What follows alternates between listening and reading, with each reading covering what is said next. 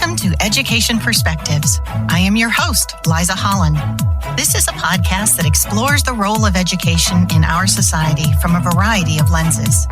Education needs to evolve to meet the needs of today and the future. Solving such huge issues requires understanding. Join me as we begin to explore the many perspectives of education. Welcome back to Education Perspectives. We are so excited to have P Gustin with us today. He is the bug whisperer and the director of the Gateway Science Project. Tony, so glad to have you here. Thank you very much for having me. Well, I'd love to kick you off with that 30,000-foot question. Why do you think that we as a society should invest in education? You know, that's a funny question to me because it's almost a non sequitur. It's like saying, well, why do we need the sun? And I understand that this gets debated a lot because people don't always think in long term. You know, and education is cathedral thinking, where the results of today you might not see for another 20 years. But to not think that far ahead is very short-sighted. So as a society, we either go forward or we go backward. And education is how we go forward. Education's everything. It's the transfer of knowledge from all of those who came before us. And to be educated is to be able to stand on the shoulders of those who came before us, take all that knowledge, and create even something better. It gives us opportunities. And, you know, we get to reach a little higher. And I think that we owe it to those who built that path for us to go further, to deepen our understanding of who we are as a species and even our place in the cosmos. I'm a big science fan, but not science education for the ologies, but science for the process, where it's all about thinking critically and running your thoughts through a process. And I don't mean to say that education should be all about science. Poetry is absolutely wonderful and extends the human experience. Science just happens to be that lens that reveals who we are as a process and using it as a verb. And for me personally, that investment in education, I think about the world that I want to live in. And I want to live in a world where everyone knows that we are actually the children of stars. We are made of stars. We are the cosmos made conscious and the result of 3.5 billion years of evolution. And I want to live in a world where everyone can look in the mirror and own that as part of who we are. And I think of that as an idyllic population, a society moving forward. And all of that starts with education. That was incredibly eloquent. And boy, do I agree with you. And I love that piece too of because science has such a process of thinking to it. Realistically, that process can be applied across the board, right? It's how you think as opposed to necessarily how things get done. It's how you process your thinking. Absolutely. I mean, even, you know, we look back at societies where science, we could see the beginnings of it, like with the Greeks and the Romans and their obsession with oratory skills, where they broke just oratory skills down to a science of rhetoric. And it was that process of looking at it, understanding it, testing what works, what doesn't work, and building upon that and putting together a system. And that you wouldn't think of rhetoric as a science, as an ology. But it is. But it is. Yeah. Oh, how neat. So you yourself are a scientist and an entomologist. Tell me how that took you to education, to drawing to want to be able to light this fire with kids. Well, I have to tell you that it didn't start that way. It didn't at all. I never even thought of myself as an educator in the beginning. And the whole idea of the Creepy Crawly Zoo, which was the live show that I did for kids where I brought live animals that they got to touch and hold, started as a joke over a couple of beers. Out with some friends from college. One of them had just finished her master's, and she blurted out, I don't want to work 9 to 5 the rest of my life. I want to talk about bugs and I want to get paid to do it. And we all laughed, and cheered and raised our glasses. And we started talking to each other about how we all got involved in entomology. And we realized none of us had gone to college to study entomology. We didn't even know you could go to college to study entomology. Yeah. We didn't know it was available. We had all stumbled on it by accident. And all of us worked for the department. We were all gung-ho in what we did. And, when we talked about it, we were like, could you imagine if someone had just gone to our school and told us that we could do something like this when we grew up? I mean, that would have saved me 4 majors alone. And we said, yeah. Now imagine if you went to that school and you brought live insects, what that would have done to kids like us. And we were all like, yeah. And then we said, now imagine if you brought live insects that they could touch and hold, what that would have done to kids like us. And we were all like, yeah. And I was like, yeah, why isn't somebody doing that? And that's how the whole thing started. It was just a joke. And then I started to talk to people and I got fed information. I learned about other people who were doing something similar, in other parts of the country. And I had been working on a business plan for an exotic pet store that had an integrated zoo and a traveling education program. And by this point, I had done a few education programs because I was really into reptiles too. And one of my professors had a wife who was a school teacher. And I went and I gave a couple talks bringing my animals. So I had a little kind of background on how this would work. And I built up this whole thing. I met with people who kind of worked with schools. One of my current partners, Dan Capps, was a collector who had the world's largest private insect collection at that time. And he was from the area I was in.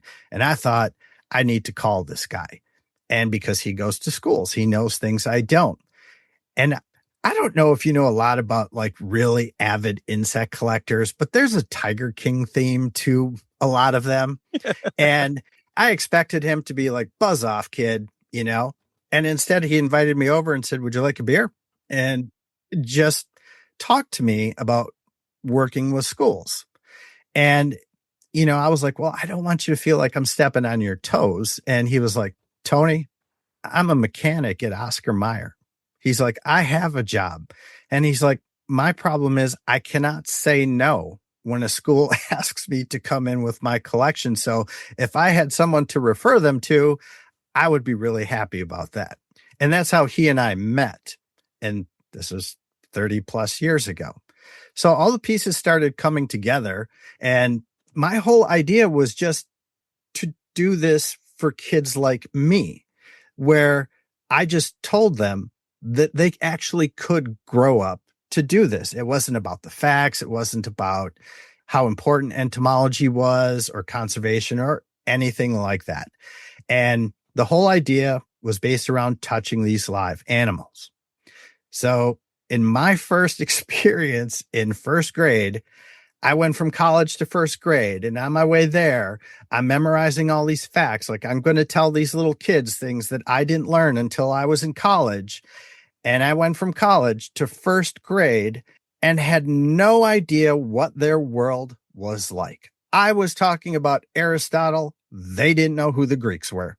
And, this was back in the 90s. So Hercules and Xena hadn't even come out yet. There was no reference for it. And I died a slow and miserable death in front of my first group. But then I said, do you guys just want to come play with the bugs? And they were like, yeah. And I got bum rushed by 90 first graders who came up and just went crazy. And that part was a big hit. But being ADHD, I have this thing about myself where whatever I did, I never wanted to be mediocre. And I knew that I had to work on myself and relating to their world. I mean, I didn't even remember what single file was when I went there, or recess, how they're so excited to get outside for 15 minutes. And so I spent the next 2 years watching Cartoon Network, Dragon Ball Z, Powerpuff Girls at the time, and trying to understand them, and relate to them. And then working with the different ages, first grade through sixth grade, they're different. They have different interests. They want to be spoke to differently. And I always looked at it from what I would want if I was sitting where they were sitting. And it took me about 2 years to get my shtick down, but I finally came up with a universal stick where I incorporated stuff from all the great teachers I had in my life and how I learned from them. And believe it or not, my high school math teacher, Mrs. Stiglitz, was a big part of that. She was just this person who every class was a performance, and she had this way of speaking where you were just following her and you finally jumped in and would start to participate. And then I had a professor in college who was just this great raconteur and vignetted everything in a story that he had experienced. And so I started to do this and taking things from my favorite educators like Bill Nye, the Science Guy, whose philosophy was always entertainment first, education second. So I became this raconteur that told these stories that I acted out, trying to be silly for them, to invite them to participate, in this conversation at their level. And I got it to a point where I had this very powerful, funny, cute, entertaining shtick that all led towards the part where they could touch and hold these bizarre and crazy live animals. And that was it. That was my goal. But then I'm a slow learner. As time went on, I started to get a lot of feedback from parents and from teachers. And one time early in my career, this librarian came up to me, and she was the kind of librarian that you were afraid of, where her resting face was not, you're like, oh, I'm in trouble for something. And she was like, young man. And I looked at her, and even I was scared. I was like, yes. She's like, I just want to tell you that you did something today. And I stared at her like, what am I going to get in trouble for? And she was telling me about a boy that they had in their school where they couldn't get him interested in anything. They tried. They were trying to reach him to find his interest, and they could not. And apparently, after my show, where he was very excited, he had a really good time, and he got to touch and feel these amazing, bizarre creatures, he went to the library and checked out every book they had on insects. And I came back the following year, and she's like, she found me and came up to me again and told me that he's not at the school anymore. He'd moved on. She's like, but there wasn't a week that went by after that show where he didn't check out another book on insects. And I thought, wow, that was so cool. Like, I really appreciate you telling me that. I mean, it made me feel like I did something. And again, my goal was just to say, hey, you can do this too when you grow up. But I've had influences like, quotes like from Sid Caesar, who said, he was talking about comedians and how if they wanted to make a political statement, if you wanted people to listen, first you had to make them laugh. And Johnny Rotten was in an interview once where he said, if you're going to make music, make the kind of music that makes someone else want to pick up a guitar. And those things always stuck with me when I did my show. So I wanted to make them laugh, and I wanted them to want to do what I was doing. And it was just fun for me. I didn't think of it in terms of education. I wasn't trying to deliver facts and figures or anything about entomology. And it worked well with schools because insects are a curriculum they study. So if they hadn't studied it, this would enhance the anticipation of studying insects. And if they had studied insects, this brought that lesson to life. And I started to hear from teachers who would tell me that years after I had been to their school, whenever insects came up again, they'd be like, oh, dude, you remember that guy when he ate that millipede? And they would get all excited, and it would go back and forth. And suddenly I realized that I was having an impact on their education.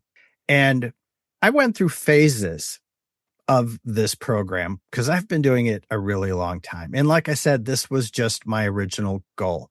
And I'd get letters and, emails from parents, from teachers. And I even got a love letter from a student once, which I think I still have somewhere, about how much she loved insects and asked me if I like to ride bikes. Things like it was really cute. And I was realizing I was having, this impact, which kept me going because it was doing something. And after about 15 years, I kind of burnt out.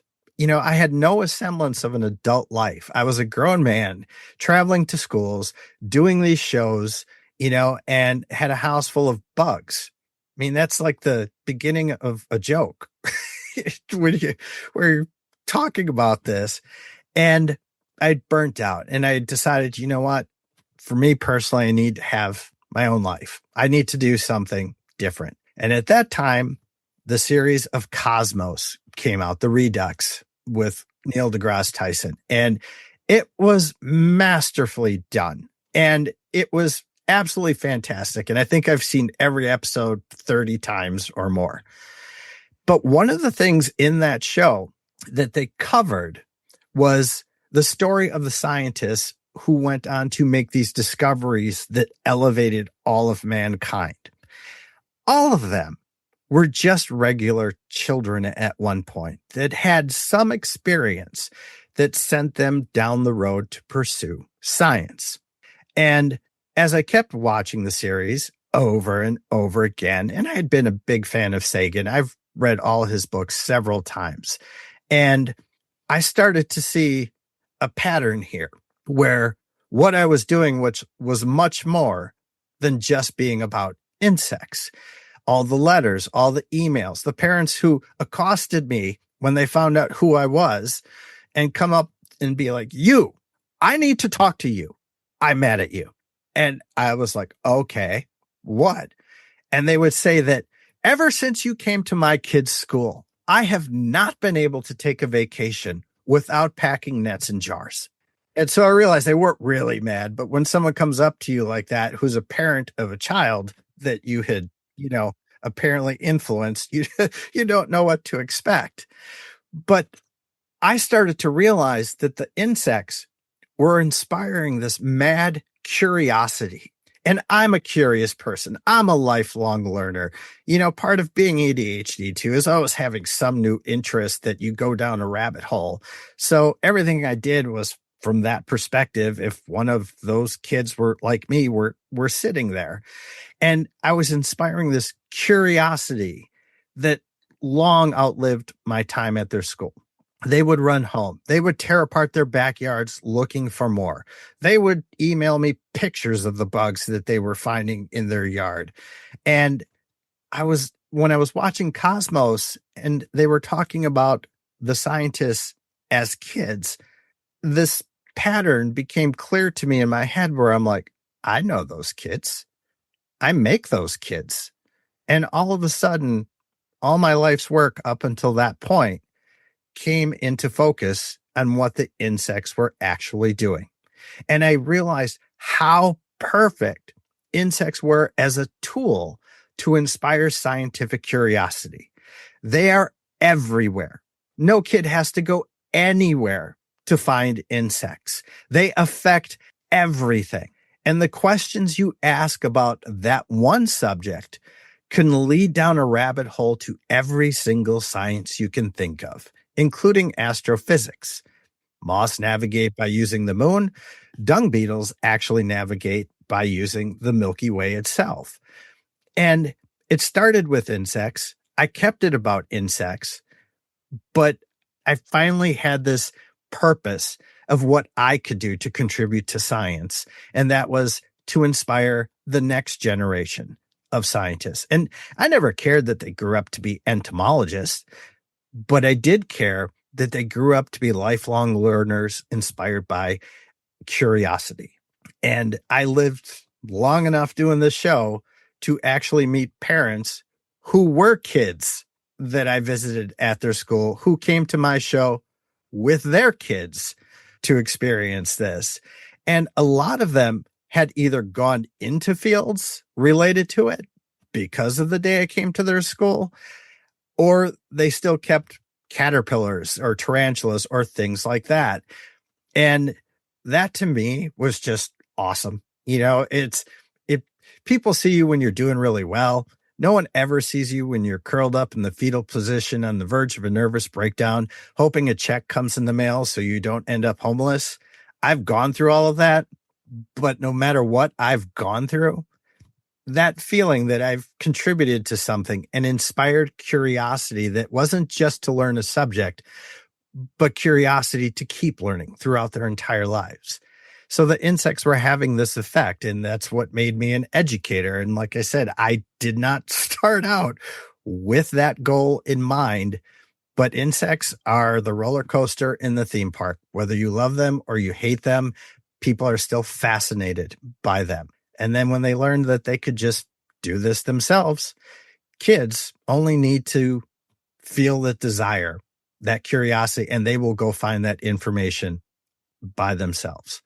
So that was what attracted me to the situation I found myself in, becoming an educator and a science evangelist. What a fabulous story. I mean, that's just so powerful. And you were an early adopter of this experiential education and in some respects, profession-connected learning. Here in Kentucky, they're calling them vibrant learning experiences. And boy, does yours fit. That's a great word. Phenomenal. Yeah. And I'm real excited to hear. I mean, education is an extraordinarily big boat to turn. I mean, it's grounded in a system that really doesn't match what we need it to do today. But things like what you're doing are exactly what we need to infuse into education in a more relevant and applicable type of a way. Consistent. Yeah. Yeah. And that whole lifelong learners piece is exactly what we need to be doing because, no matter how long you go to school these days, the pace of change outpaces it.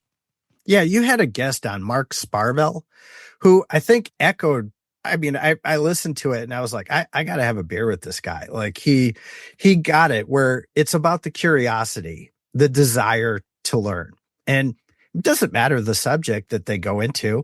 I have a friend who knits sweaters for a living, but she does it at a master level and people love her work. This is her love. This is what she does.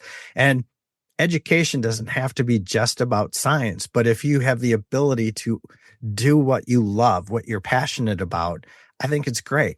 And I think education should be more about the passion, that teachers feel for their particular subjects, because kids will forget what you say, but they will never forget how you made them feel. Maya Angelou. Yes, man. Yes. Mm-hmm. Uh-huh. I totally agree. And those are those landmark things that all of us have some teacher or some experience that happened to us when we went through school. Too many years ago to count for me. But but yeah, I mean, I think we need to find ways to be able to create that kind of passion and love for learning. Yeah. And that's what trickled off of me. I was just extremely passionate about what I did. And I put a lot of effort into my show to make sure that everybody left there screaming and excited. So you're speaking a little in the past tense about the zoo and what you were doing. Tell us about what you're doing now. Another one of those ADHD rabbit holes that happen. So my desire after the whole cosmos thing, I envisioned having a permanent location that was an insect reptile themed science park where you could come in to the building and you could do what you did in my live show, where you could touch live insects and reptiles and see them in person, but that also had this outside area where you could tell a kid, here's a net, here's a jar, go tell me what you find, and have these live experiences where they were out exploring and finding things and then building on that curiosity. And then I had worked my butt off for 4 years to build that. And I had gotten to the point where I had sponsors that were interested in my live show. I was book solid for the entire year. I had just published a science activity book to hone those curiosity skills while kids were playing. And I published it the day the stay-home order was issued. So everything I had worked for came to a screeching halt. And everyone said, well, everyone's going virtual now. And I thought to myself, that's an awful idea. I mean, you don't need a grown man to hold tarantulas up in front of a webcam. You can go on YouTube and see better things than that. And I did one virtual show to fill an obligation I had, and it was exactly what I thought it was going to be. It was awful. And it was nothing about what the live show did. It was just talking about insects and just holding them from afar and being, look. So a couple of years before that, I was at a school doing a program, and a friend of mine from high school was actually there doing another program. And he had gone on to work for EA Sports and was into building games in virtual reality. And he was doing a virtual reality demonstration. I had never done virtual reality. I don't know if you have done virtual reality, but my mind was blown. I was like, oh my God, this is crazy. And I took the headset off and I looked at him, and my first question was, do they make a macro virtual reality camera? Because I knew what I was going to do with it immediately. And the technology didn't exist. So during the time of the pandemic, trying to brainstorm how to pivot and create an engaging experience without being there to personally engage, that idea came back. So I was thinking, holding up a animal in front of the camera really doesn't do much. But if I could put you inside the terrarium with my animals virtually, now we're talking about something. So I looked up the technology again. Still did not exist. And it bothered me so much. And it was such a cool idea that I went down the ADHD rabbit hole and kept pursuing this. And I ran into YouTube influencers like Hugh Ho, who is immersive filmmaker and makes all these videos about how to do this yourself. And I started to learn about how these cameras operated. And I knew that it had to be possible, but there were mechanical engineering issues to solve because most VR cameras have a gap in the middle that doesn't matter when you're looking at like the real world. It's like a 1-inch gap. You don't even notice it. If you're doing that at a macro level, that's like a space the size of a car that is missing from the experience. And if you're filming bugs and they go into that gap, you've lost the illusion. Yeah. And so I don't want to give your audience what I went through to brainstorm around this, or what it's like to be ADHD and obsess over something going, there's got to be a way. And I went through 6 prototypes, and I finally got onto the 6th one, and I put it in a tarantula cage where I had this very active tarantula, and I filmed for a while. I didn't even control the lighting. I just wanted to see if it was doing it.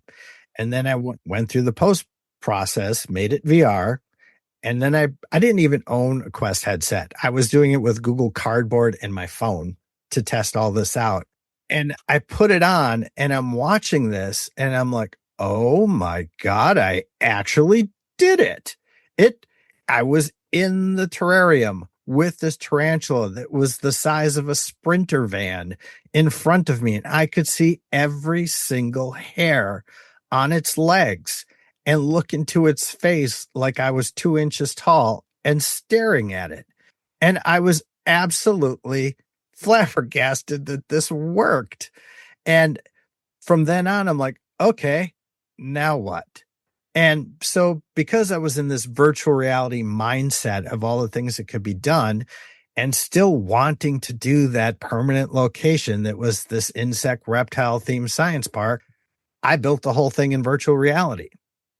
So there's an insect zoo that you walk through, this room and around, corners and things like that. And there's all these different terrariums. And when you point the controller at it, it tells you what's inside the cage. You pull the trigger and you're inside the cage with lizards, snakes, scorpions. And I've been able to capture some really amazing things, like a tarantula molting in time lapse, where it's the size of a car in front of you and you are watching it come out of its own shell bit by bit, like you're in the terrarium with it. And then through brainstorming all this, we're on the Quest store now, but this went through several phases. And I had a friend who had been with me, and he's an artist, and he helps people who have dreams. This is like what he does. He calls himself the facilitator of joy. And he said, "Hey, I have a 3D scanning camera. What can we do with it?" And I was like, I don't know. Like, what can we do with it? It's too big for bugs. I mean, and I started thinking, he was like, "Okay, all right, well, just think about it for a little bit and then let me know, because I have this camera for like a couple weeks." And then I remembered Dan Capps, my former mentor who helped me start the Creepy Crawly Zoo. And he has a collection that is simply his traveling collection. And it's 2 sets that come out to about 100 display cases. And to this day, from when I first met him, I have never seen another collection like it. Wow. So we called him up and we set up his entire collection in a warehouse and 3D scanned all of it with the glass off. So you could see each and every single insect in the display case in virtual reality, like you were there. And when we finally got into the free moving virtual reality from the virtual tours, now you can pick up the display case. You can hold it up in front of your face. You can make it bigger, and you can read the label on each and every insect. You want to go find out more about it? This tells you where it came from. And the collection is so spectacular that some of these insects are now extinct. Some of the specimens go back to 1872. And when I say they're extinct, I also want to clarify that wasn't because of collecting. The environments they lived in don't exist anymore, and which is how most insects get wiped out as species. But there are 100 display cases in absolutely spectacular detail that are part of this experience that you can go through, and you can pick up each and every one of them in virtual reality. We have an outside garden too that will one day be a free moving world. But for now, we created plants so you can learn about the plants that the insects live on. And it's an all encompassing virtual reality science park that I had envisioned many, many years ago. That's phenomenal. How exciting is that? It is, but it's also so much work. I mean, what you have described is completely the innovation process, right? I mean, you kept trying and you kept iterating, and one thing would work and one thing would not. And you just kept moving. And the more you learn, the more that your world is expanding. And 6 years later, it became a reality. But you know what? That's okay for kids to know too, because in this day and age, so much is instant gratification, and that struggle is actually part of the process that has some of the most value, because look at what you've come up with. That's magical. It's one of those things where, like, if you shoot for the stars and you land on the moon, you'll still go farther than most people had ever dreamed of going. And the whole idea of doing it in virtual reality was an attempt to capture lightning in a bottle, from the live show. And I won't say it's exactly the same because you're missing the tactile experience, but to be inside a terrarium with giant walking sticks, snakes, scorpions, where you're there with them, it is something. It's an experience. It's different. Yeah, I'm the only one in the world with a camera like this. Yeah. Yeah. And I have to say that, when I talk about the Creepy Crawly Zoo in the past tense, I do miss the contact that I have with the kids. I do. And you can't do that from the virtual reality experience. But I'm also older now, and I'm not that guy who can keep bouncing around in front of my audience. So this is the way for me to continue that mission. It's different, can't deny that. But it's also meant to inspire and to create that sense of awe when you can see something from the perspective of it's bigger than you now. I can completely agree with that. And I see this the breadth and depth of what you're able to see in that VR world. I mean, you talked about earlier that, anybody can go out and access insects no matter where they are, which is totally true. But I imagine, especially in that collection, there's a whole lot that unless you had this special entryway, you would not be able to see those particular types of insects. Obviously, because some of them are extinct. But nevertheless, it's taking it just from a slightly different position. And, think about some of these kids who've never been out into the country, Or in the jungles of New Guinea. Exactly. That's the great thing about virtual reality is it democratizes a lot of, education where, sure, I can't go to the schools anymore with it, but anyone around the world can experience it at any time. That is so amazing. So amazing. So you've done a really good job of kind of covering a lot of the questions that I had. Let's take a little bit of a detour. You talked about some of the challenges that you faced, one of which was the technology didn't even exist yet, which is really, really powerful. Now, I would imagine that some of the challenges are access to virtual reality types of technology and whatnot. Yeah, I'm still navigating that world as we speak. So my vision for this was always free moving virtual reality. And we finally achieved that. We launched in February, and now it's available on the Quest headset. Not all schools use the Quest headset for their virtual reality programs. Sometimes there are services that provide their own headsets and have an enclosed environment for education, which I get. And I'm trying to get involved with some of them because I want this available to whomever. And, if a school decides that this is the safest way to do it for their students, I get that. But for me to get involved with that system is a real challenge, to find that person who actually thinks what you did is worth contributing to their program. We're also available in VR arcades all around the world. We got involved with a company called Synthesis VR, and they supply these games to virtual reality arcades. And some of these virtual reality arcades work with schools where they do come in. And so this is available to them as a classroom. They can do this. And right now we have it as a single person experience. Our goal, our next step is to make this a multi-person experience. So a teacher can take their entire classroom through this together and they can see each other in it. So I'm in new waters now where I've gotten it to this far. But yes, finding all the schools who do have access to it, because this is who I created it for.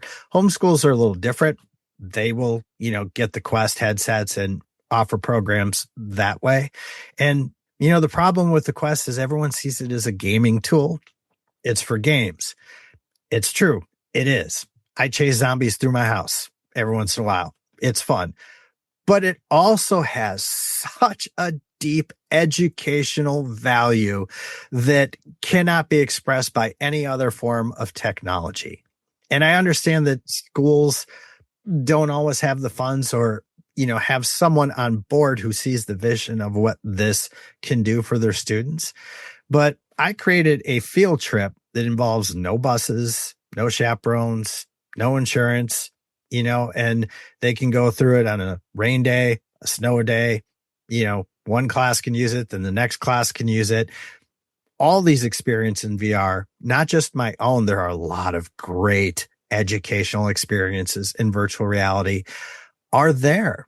They're there for schools, for educators to either enhance their program or bring it to life. It's there, but it's a niche technology. So I have a niche subject in a niche technology, in a niche industry. And yes, it's challenging. But you know what? The power of what you're offering transcends all those niches. It really does. And I would direct educators to look at the research on Minecraft. The educational value. Seriously. I mean, there's a lot of research out there on it, and it is incredibly powerful. And one of the things that we do not do well at this point is to give the steering wheel to kids, to let them take the lead and try to explore their own learning journey. And that's what we need to build lifelong learners. They have to have the opportunity to go and explore it themselves, not be told what to do. Yeah, and there has to be a positive experience attached to it. Exactly. And this is so it. I thought so, and I'm glad you feel that way. It's difficult when you're the creator of it because I know every frame that is out of place, every pixel that was like, that's not supposed to be like that. And sometimes I don't have the perspective to appreciate something that, is this really as cool as I thought it was going to be when I thought of it? And, when I show it to friends, I'm like, oh, okay, it is cool. And I'm glad it's, you're the guy behind it. You don't get to see the forest through the trees sometimes. Well, and I will share, I have done some work in the space with the Office of Innovation for Fayette County Public Schools. And we had a wonderful engineer from Lexmark who was working with us. And he has set up virtual reality with a student who is now going in and teaching different companies how they can use the virtual reality in their training programs. Oh, some of that technology is amazing. I mean, it's incredible. And these kids are, they're digital natives. And so it's something that just they have the ability to intuitively pick it up. And it's funny how they're able to explain it in a way that is not threatening to the business owners, and yet it is transforming how they're doing business. So, the knowledge of VR technology in and of itself is a benefit and may lead to, some kids on to a different career. I mean, you never know the breadth and depth of what your technology is going to touch. I mean, very much like your roadshow, right? I'm sure when my friend introduced me to virtual reality, he had no idea what he had done. Mm-hmm. So, and I think that's the heart of the whole program. My niche was insects. That was my tool, to connect. But there are other means to do the exact same thing. And it's all about, with education, it's connecting and, showing those opportunities where a child sees something. And what I loved when I did my live show and they were touching the bugs and they were afraid of them, when they held it and got over the shaking, you can see the moment the two pieces in their head go like this and fit together and something just happened. And, it's the same with virtual reality. It's the same with any teacher who's passionate about what they portray. You never know the lesson that's going to make that connection. And the more opportunities there are to do things like this, like virtual reality, augmented reality, like you said, learning, at companies where they train, I just think technology bring us those connections. And even though my project's in virtual reality and it's technology, I hope that when someone experiences it, it makes them want to go outside and to look and see it for themselves. I'm not trying to take away from that. I'm trying to get them to do that. And yeah, I love the world we live in right now and the way everything's going with technology. And even with virtual reality, augmented reality, there's also a company called WorldViz that just used our program at a demonstration at a convention for Fuji that makes virtual reality projected onto walls that is touch interactive. So instead of putting on the goggles, you're standing in the experience and then you just touch things on the wall. And it's funny because you think people at $1 million companies have great vision, but they only had this to train like EMTs, police officers, military training. And they called me because they had an experience with one of the director's kids where they were like, yeah, we're starting to realize the educational value of this. And I was like, you're just realizing the educational value of this? Like, holy cow, I don't think you realize what you have. Like, it's amazing. And for the people who can't wear headsets, who get motion sickness with it, yeah, great alternative. So there are a lot of people out there contributing to this movement, and it's just getting better and better. Well, my final question is usually, what would you like decision makers to know?